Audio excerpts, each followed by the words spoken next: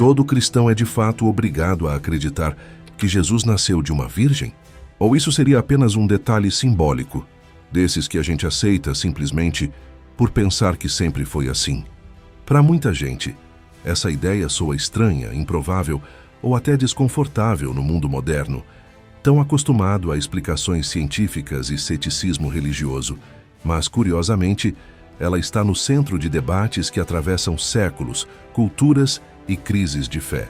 Ao longo da história, essa crença já foi defendida com convicção, rejeitada com força e reinterpretada de mil jeitos, revelando algo bem maior do que parece à primeira vista: uma disputa profunda sobre autoridade, razão, milagre e identidade cristã.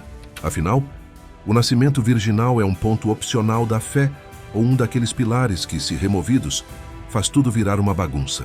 Ao entender de onde essa ideia veio, por que ela foi tão importante no passado e como ela impacta decisões, crenças e debates hoje, você pode acabar revendo não só essa doutrina, mas a forma como enxerga o próprio cristianismo e talvez até a relação entre fé e mundo moderno.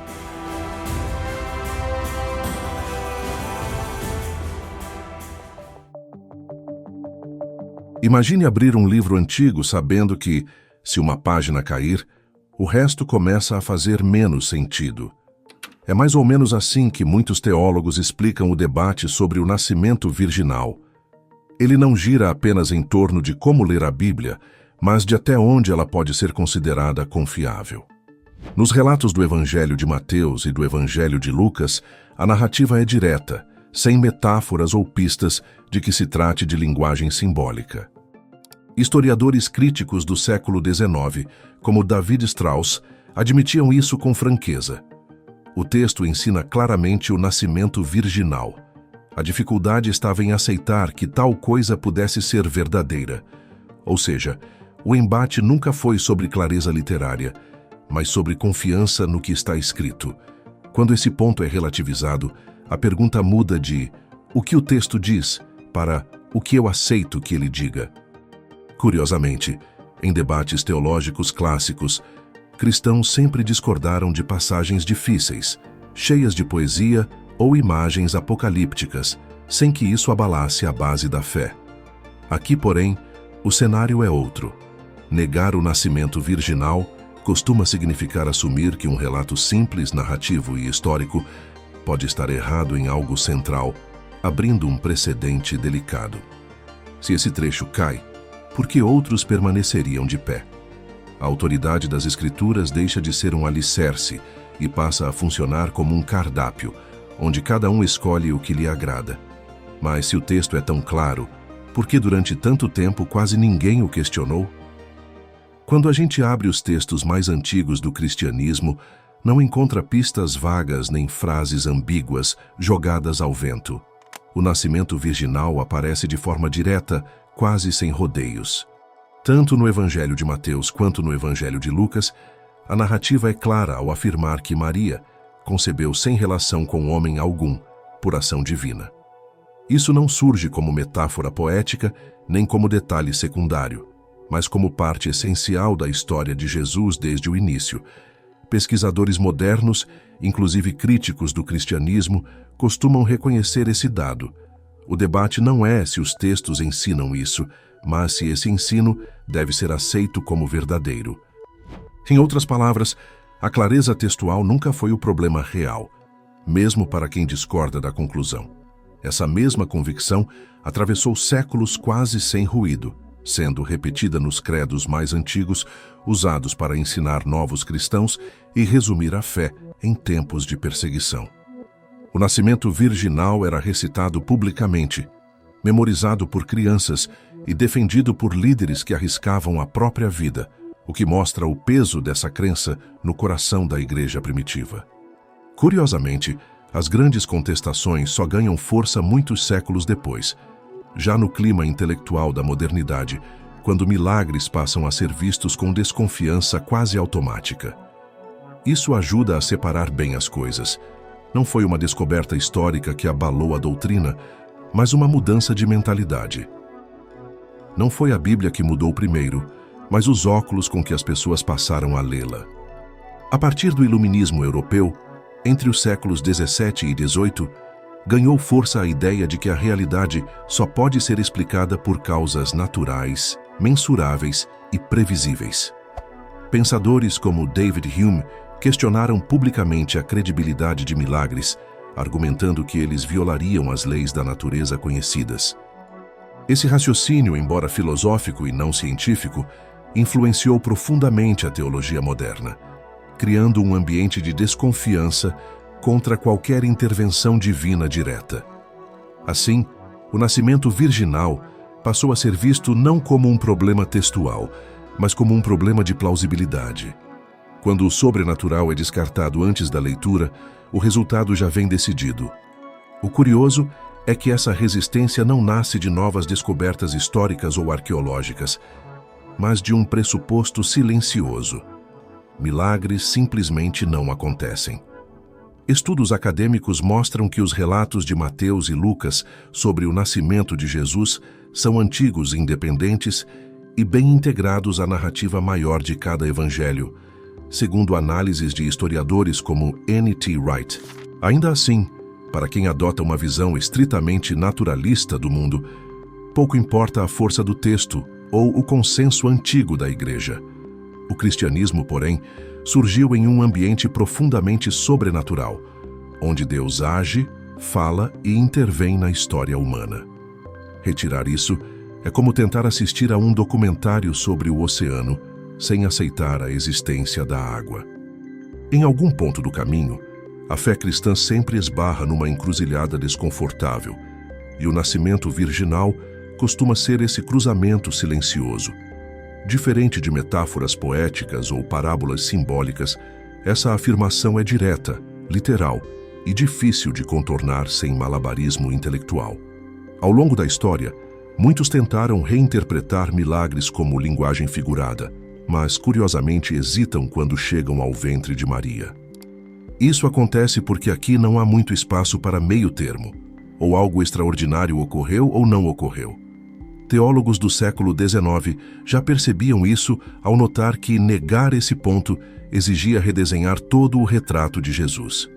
Assim, o nascimento virginal acaba funcionando como uma porta estreita que revela até onde alguém está disposto a ir com sua fé. É como um termômetro simples, daqueles antigos, que não mente nem faz concessões. Quem aceita a ideia de que Deus entrou na história dessa forma, geralmente não se escandaliza com outros milagres centrais do cristianismo. Já quem rejeita esse início sobrenatural costuma pouco a pouco questionar a ressurreição, a encarnação e até a própria noção de revelação divina. Não se trata de medir quem é melhor ou pior, mas de identificar coerência interna. Historiadores da religião apontam que movimentos cristãos revisionistas quase sempre começam relativizando esse ponto específico. No fim das contas, o teste não está no ventre de Maria, mas no coração da crença.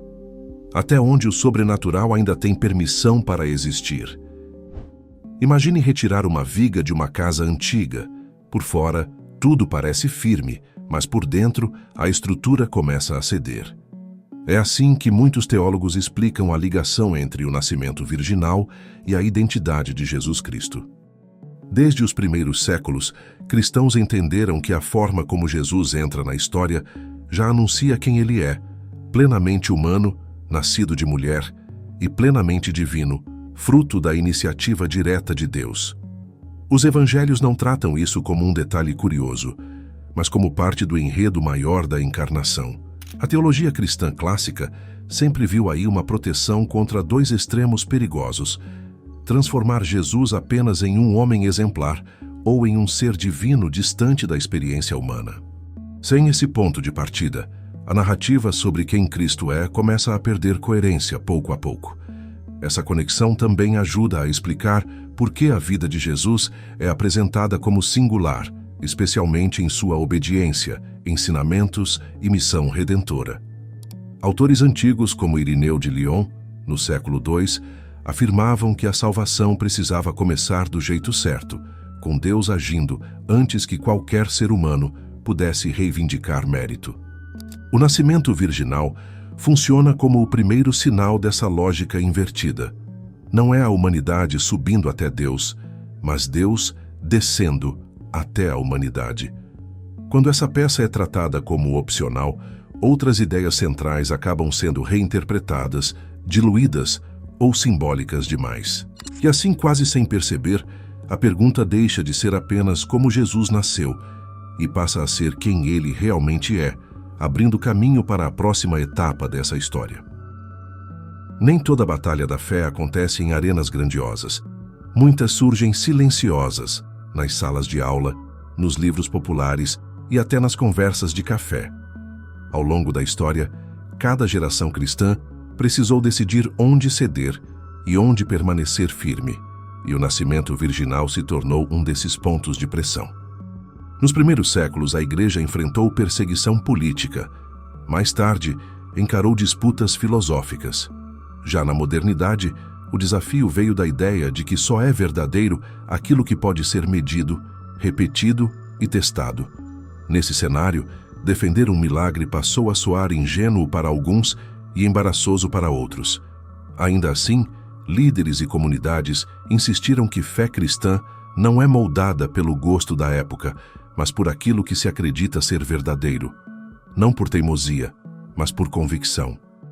É aqui que entra a chamada triagem teológica, uma prática antiga com nome moderno.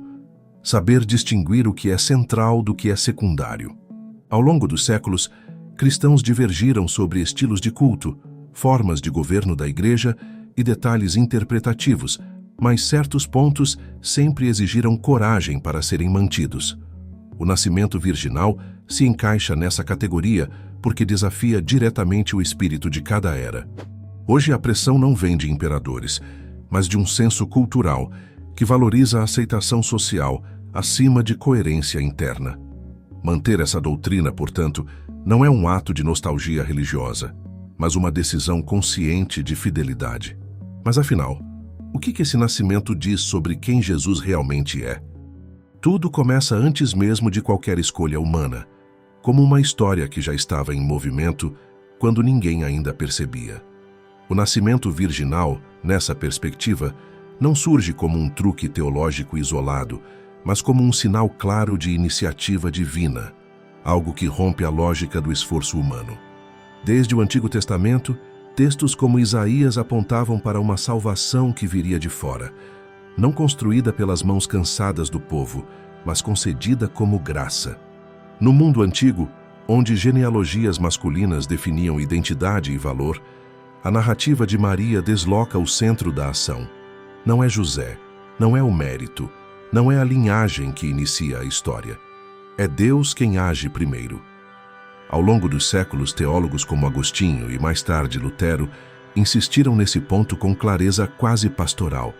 Se a salvação começa com Deus, então ela não depende da nossa performance moral, inteligência religiosa ou esforço espiritual.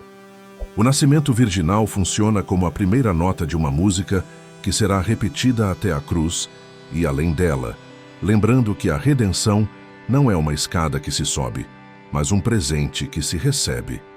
Em tempos modernos, obcecados por autonomia e autoajuda, essa ideia continua provocando desconforto, talvez porque ela tira o controle das nossas mãos. A pergunta inicial volta à tona com ainda mais peso.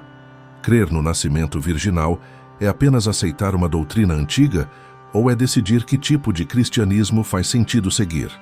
Vimos que essa crença nunca foi um detalhe decorativo, mas um sinal claro de algo maior. A confiança de que Deus age, intervém e muda o rumo da história, mesmo quando isso desafia o senso comum.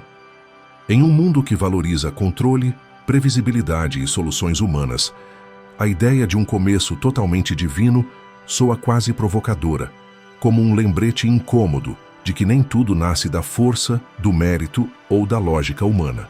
Talvez seja exatamente por isso que essa doutrina ainda incomoda tanto. Então fica a reflexão. Se o cristianismo começa com um Deus que entra na história sem pedir permissão às regras naturais, o que isso exige de quem diz crer nele hoje? Será que a fé se resume ao que é confortável, aceitável e culturalmente plausível? Ou ela ainda guarda espaço para o mistério, o impossível e o inesperado.